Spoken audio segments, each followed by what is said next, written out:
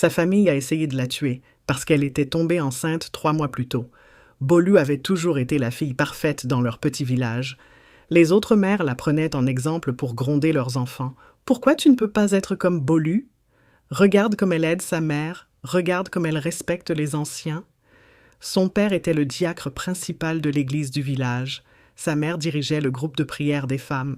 Leur nom de famille inspirait le respect partout. Bolu avait 17 ans et était belle, douce, obéissante. Elle balayait la cour chaque matin avant l'école, aidait ses petits frères et sœurs à faire leurs devoirs et ne répondait jamais à ses parents. Mais un jour, Michael arriva au village pour les vacances de la saison sèche. Il avait 18 ans et venait de la grande ville. Il logeait chez sa tante, à 3 maisons de chez Bolu. Michael était différent des garçons du village. Il portait de beaux vêtements et parlait anglais avec un accent de la ville. Il remarqua Bolu au puits du village. Il était gentil, patient. Peu à peu, Bolu commença à attendre leur rencontre avec impatience.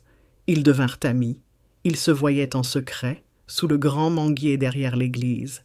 Ils marchaient ensemble dans la brousse, main dans la main, et s'embrassaient sous les étoiles pendant que le village dormait. Une nuit, derrière l'ancienne école, ils allèrent plus loin que jamais. C'était la première fois de Bolu. 2 semaines plus tard, Michael repartit en ville, promettant de lui écrire. Mais les lettres ne vinrent jamais. 3 mois passèrent. Bolu se réveillait malade chaque matin. Ses règles cessèrent. Son corps changea. Elle était enceinte. Elle tenta de cacher sa grossesse, mais sa mère s'en rendit vite compte. Quand son père l'apprit, il la gifla. Pour la première fois, Bolu avoua tout. Michael était le père. Mais il était parti et ne reviendrait jamais. La famille devint glaciale.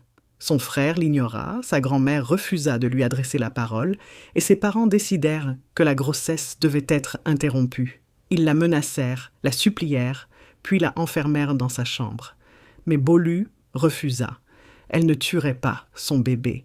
Quand son ventre commença à se voir, ses parents paniquèrent. Bientôt, tout le village saurait. Leur réputation serait détruite et son père perdrait sa place à l'église. Les menaces devinrent sérieuses. Son père lui dit « Si tu apportes cette honte sur notre famille, nous n'aurons pas le choix. Il faudra t'arrêter définitivement. » Dans ses yeux, Bolu vit la folie. Ce n'était plus des paroles. Un soir, sa mère lui apporta le dîner. La nourriture avait un goût étrange, mais Bolu avait faim et mangea tout. 1 heure plus tard, elle se sentit étourdie. Ses paupières devinrent lourdes et elle s'endormit profondément. Quand elle se réveilla, elle était allongée sur une natte, dans une hutte qu'elle ne connaissait pas. Ses mains étaient liées derrière son dos. Par la porte, elle aperçut ses parents, en train de parler à une vieille femme qui comptait de l'argent. Ils l'avaient emmenée pour une interruption forcée. Mais les cordes étaient mal serrées. En silence, Bolu réussit à se libérer et rampa vers un trou dans le mur.